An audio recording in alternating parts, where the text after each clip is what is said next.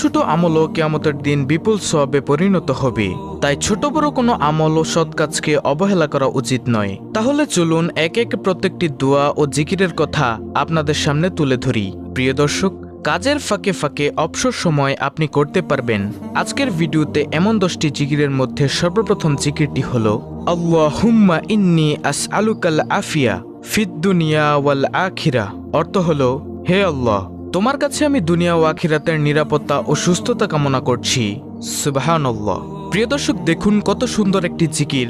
আল্লাহুম্মা ইন্নী আসআলুকাল আফিয়া ফিদ দুনিয়া ওয়াল আখিরা। হে আল্লাহ, তোমার কাছে আমি দুনিয়া ও আখিরাতের নিরাপত্তা ও সুস্থতা কামনা করছি। সুবহানাল্লাহ। অর্থাৎ আপনি যদি খালেস অন্তরে শিরক মুক্ত থেকে, গুনাহ মুক্ত থেকে প্রতিনিয়ত এই জিকিরটি করেন, তাহলে আল্লাহ তাআলা আপনাকে দুনিয়া ও আখিরাতের নিরাপত্তা দান করবেন এবং আল্লাহ রাব্বুল আলামিন আপনাকে সুস্থতা দান করবেন।